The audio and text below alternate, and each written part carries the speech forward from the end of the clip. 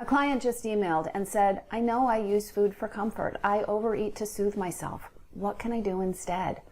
This is such a common question, and it's one that's really difficult to answer in that moment. Let's face it, food is so easy and it's so accessible. It's so easy and effortless to grab when what we want is comfort or just to feel better. Today I'm covering real, doable strategies that you can use when you feel the urge to comfort eat. And I'm also going to cover 3 common traps that you want to be aware of because they can actually make comfort eating and overeating worse.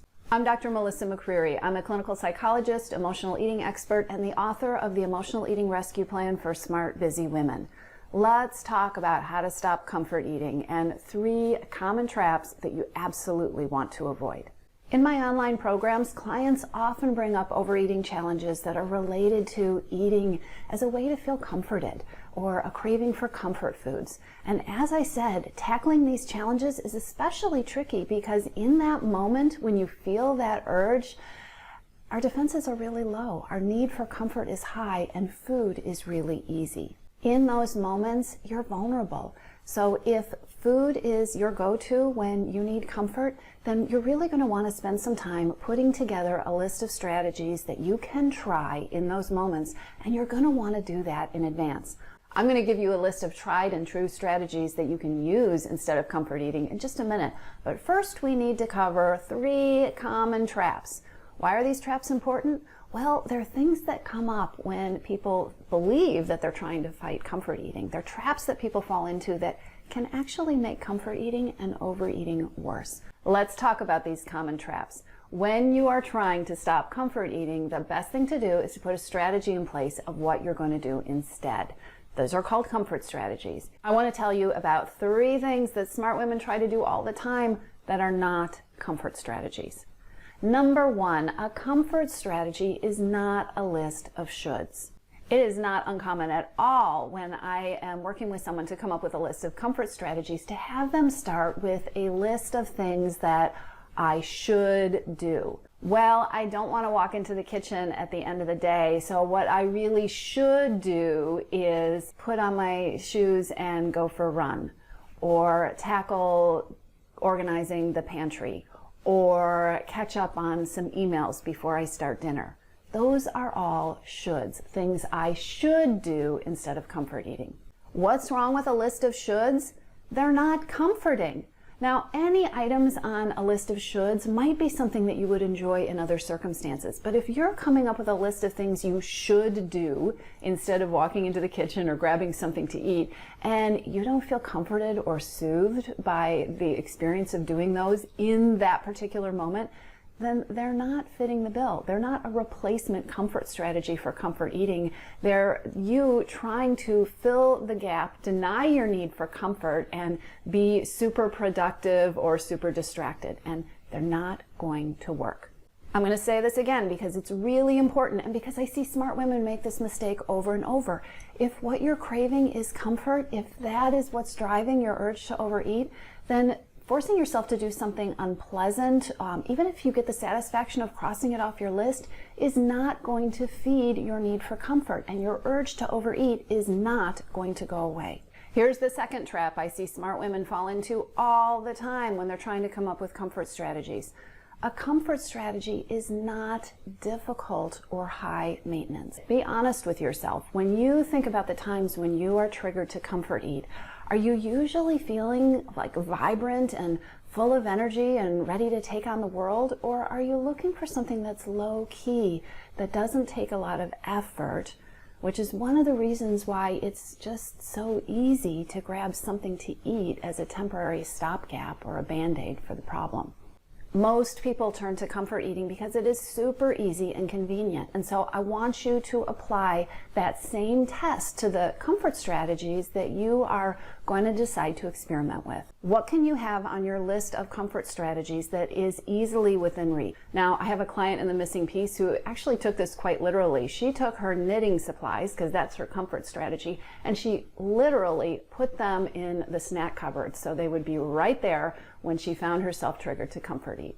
The third important thing you need to know about comfort strategies so you don't fall into a trap is that a comfort strategy has to fit you. There is no one-size-fit-all recipe list of what the ideal comfort strategies are. The same strategies, they don't work for everyone, and what might feel like a comfort strategy in one situation might feel like a should in another. I'm about to give you a list of comfort strategies that you can experiment with, that you can use, and see if they're a fit for you. But your best success is going to come when you take the time to sit down and reflect a little bit about what you know about your comfort eating. What are you needing or craving in that moment? What kind of feelings do you want to create? What's your energy like? What's the situation you're in? And so what are the requirements for making your strategy easy and doable so that you'll actually do it instead of reaching for something to eat? You're going to have much better success if you don't aim for perfect, but instead try things out and then notice what works and what doesn't work and make adjustments and continue to try things as you move down the path. So what are good possible comfort strategies? Here's a list that my clients in Your Missing Piece, my online emotional eating program, have found to be really useful and helpful in the moment. Painting, or coloring in an adult coloring book, or doing some kind of easy craft project. Again, remember, you want it to be easy and doable, low stress and accessible. Going for a walk, or sitting outdoors, or just getting a change of scenery, planting yourself in a fresh spot and having something fresh to look at. Grab a book or your Kindle and read something fun or fluffy or that feels like a total escape. Listen to music. Plug in your headphones so that other people know that you're otherwise occupied, or listen to an audiobook or a video or a podcast that uplifts you and you find energizing. Knit or sew or do a crossword puzzle. Sometimes people like getting that modeling clay and playing with that, or going out on the deck and blowing bubbles. Calling or FaceTiming a friend. Visiting online places or communities that give you comfort or connection. If you're somebody who likes to design things, looking at Pinterest or watching YouTube videos and learning something easy or fun that inspires you. Journaling can be a great comfort strategy, or doing something lovely just for you. That can be going out in your yard and cutting some flowers if it's the season, or indulging yourself, pulling out your special bath products, or doing a home spa treatment, or just putting on some kind of scent, lotion, or perfume, or getting out the essential oils, something that you really love. Create a cuddly environment. Pull out your comfy clothes, wrap yourself in a warm blanket, again, if it's the season. Make a cup of tea that smells wonderful, and give yourself some space to enjoy it. Take a breath. Breathe it in. Absorb the scent. Feel the warmth of the mug in your hands. Let yourself feel comforted. Slow down. If it's during the workday, a comfort strategy could be to take a short break, get your eyes off the computer, or change tasks. Give yourself a change of scenery. Get up from your desk or your workspace. Move around a little bit. Go fill your water glass, or again, make a cup of tea. Acknowledge the fact that you're needing comfort and do anything, any tiny, teeny little thing to acknowledge your need for comfort and soothing.